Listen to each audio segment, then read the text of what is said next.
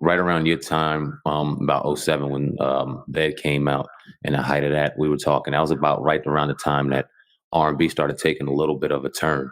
Not during your night turn, but it was starting to take a little bit of a turn where R&B wasn't so much R&B anymore. You've seen R&B artists trying to be rappers and rappers trying to be R&B artists, and it kind of watered down. It's such a beautiful art. And the group, the singer, and all that. You were kind of one of those last frontiers in that genuine R&B. Just talk about the transition in R&B and how you felt as a whole once you started seeing that transition happen and throughout. I mean, shit, till now I see a lot of female R&B artists when they think, but male R&B artists, I think there's a lack of, and this is why it's exciting for Jay Holiday to be coming back on the scene. Man, you know what? The transition is like, you always had like what is it? Like the athletes wanted to be like the entertainers. You know what I mean? And they wanted to dress like the entertainers. And, obviously, they in the locker room or whatever, listening to the music or whatever.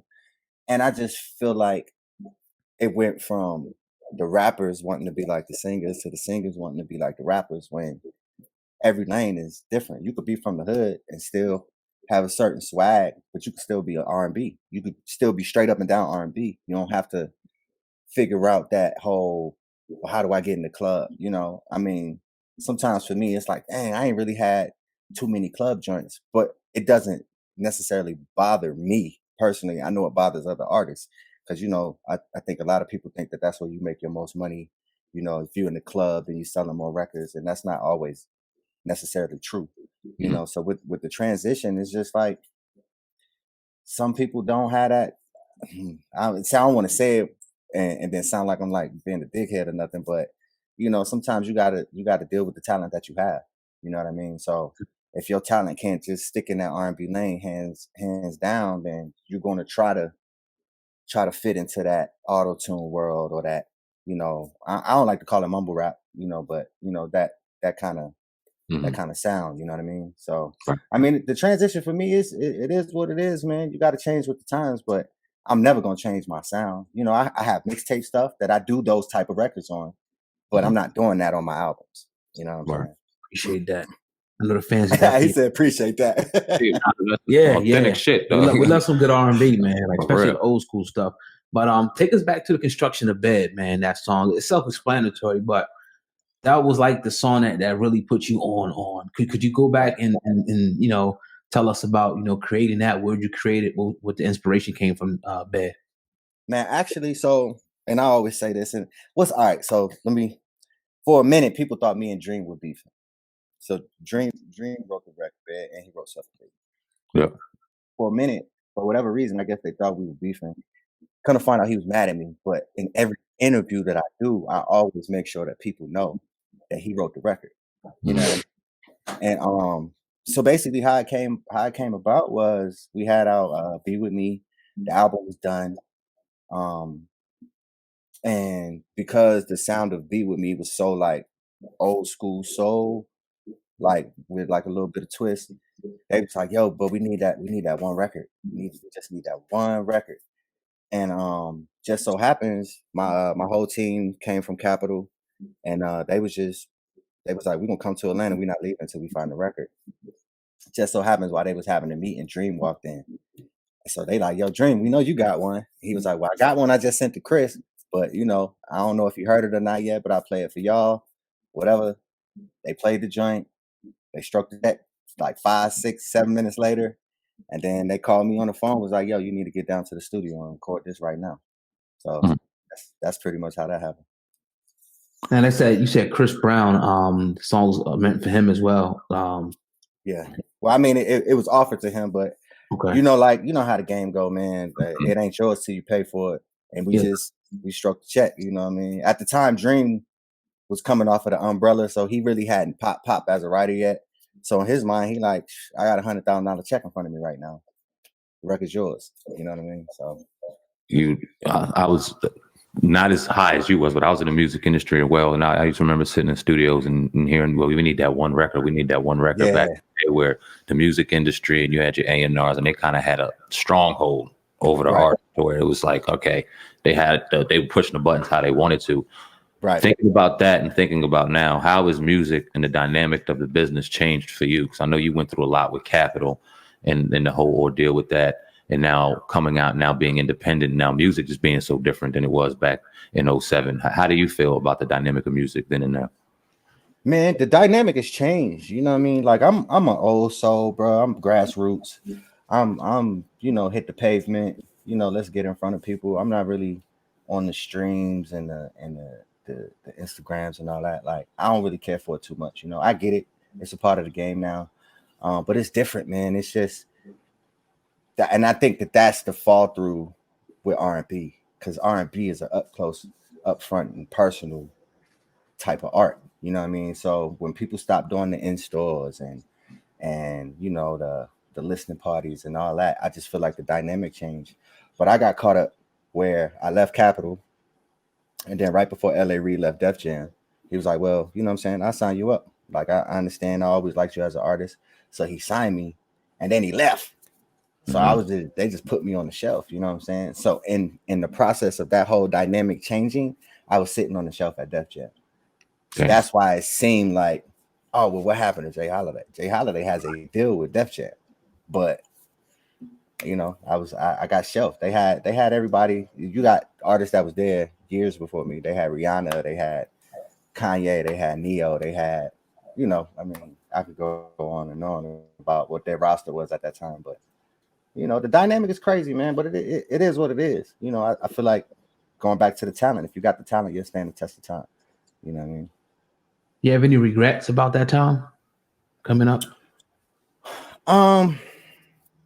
Not really, man. You could sit back and you could beat yourself up, say I could have said yes to this. Like I was the no artist.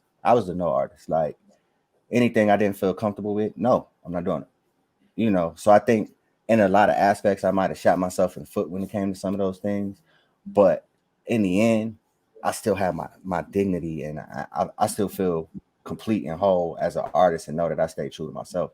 So I mean, that just is what it is. Like regrets, not really, man. I might have just should have stayed at work. Y'all would have never heard of Jay Holiday. That's during that time where the quote unquote shelving period happened, when you went to Def Jam and then LA Reid leaves.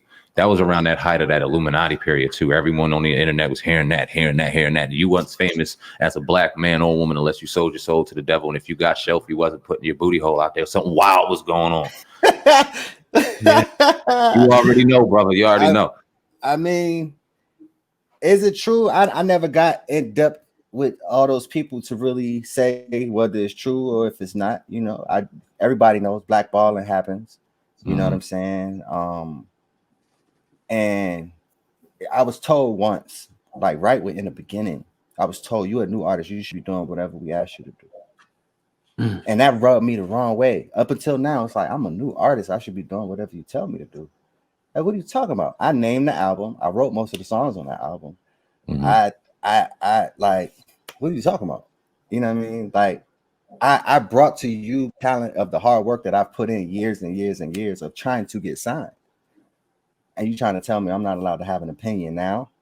Like, so, that a lot of that happened. But with the Illuminati, I don't know. I mean, I've researched all of that, and I've researched the actual real Illuminati. Like, they could keep talking about Black Illuminati and all that all they want to. That's up to them. It don't do nothing but it alienates the people that might actually have something else to offer to it. You know what I mean? So at what point, you said that Def Jam kind of shelved you. At what point were you able to break free contractually and begin to be independent and do your own thing? At what point did that come for you? Well, for me, I actually sat a lot longer than I actually needed to. I sat on Def Jam for 2.5 years, and I sat because it's like, all right, I had to deal with Capitol. Damn, they had the Bodyguard soundtrack and Garth Brooks. Okay, I did that. And then it's like, who wouldn't want to come out with an album on Def Jam? You know what I'm saying? So I'm like, come on, they gonna give me my shot. I'm gonna just sit here patient. And then it gets to the point of, man, I'm not putting out no music, and everybody else is still just going. So I just asked for a release, and they had to release me. Because in any contract, which a lot of people don't know this, when the artist is ready to put out an album, the label has to put the album out. And if they're not ready to put the album out, they got to let you go. So, I use my out clause. Word. You know, as an artist and somebody that just loves the music and genuinely loves the music, it's hard to kind of separate that from the business. And once everything kind of comes full circle and you realize it is a business, I know it kind of can weigh mentally. I know it weighed mentally on me dealing with the business. It just kind of puts you in a different space where it's like, is the music, do I love the music enough to go through this? Like, I just want to sing. Boy. Oh. You know what I'm saying? Talk about that transition for you. That had to be tough. I love it. Like, and that's the thing. It's like, you know, I could sing Bed and Suffocate for the rest of my life, get shows for that for the rest of my life. Fact. You know, and people's like, oh, he's a one-hit wonder, blah, blah, blah. Like, I mean, I've done things, you know what I'm saying? But it's still like, I got the love of it from first performing on stage in high school. It wasn't, let me put out an album. Like, my biggest wish and hope and dream was to come out with one song, hear it on the radio one time. Mm-hmm. And for me, I accomplished something, you know what I'm saying? So to get above and beyond that, it was just like, you know, to travel around the world and do these shows and go to all the continents except for Antarctica, you know what I mean? Like, it do something to you. It's a drug, bro. You know what I mean? So like, I went through my withdrawals and then it was just like, man, but then you walk back into that arena or that theater. You know how they say, you know, alcoholics shouldn't hang out in bars. You know, like recovering alcoholics shouldn't hang out in bars. Like, I walked back into the bar, and I had to have a drink, man. I had to. Yeah. You know what I mean? Absolutely. So what do you say to the people who because you know they're gonna say, you know, one hit wonder thing? What do you say to those critics who say you fell off your one hit wonder? I'll tell them to do their research on that one hit that they speak of, which, I mean, if they want to be technical, I had 2 number 1 hits, but you know, like I say, go back to that single, to the Bed single, and see what records that single broke. You know what I mean? Like, that single broke a Michael Jackson record. Can't nobody take that from me. You know what I mean? So you know, it's just, haters gonna hate, man. You know, and that's just a form of hate that people don't even realize that's hate. You know what I mean? It's just like, I'm not gonna down you. I might say that what you're saying, like, if I came out here and said, yo, I'm the king of R&B, I would be lying to myself. Because I haven't accomplished things that I consider to be kings of R&B that they've accomplished. So I would never say that. You know what I'm saying? But if I hear somebody else saying it, which I did, and I spoke on it, you know what I mean? It's like, this and that. What you doing now? I'm still waking up when I want to wake up. I'm still going to go do shows. Like, my job is to be Jay Holiday. That's my job. I'm still getting paid to do that, whether you see it or not. I've never been the flashy type of person. So they don't understand that. If you're not flashing your jewels or your cars and all that, I've had all those cars. I got an F-Pace right now.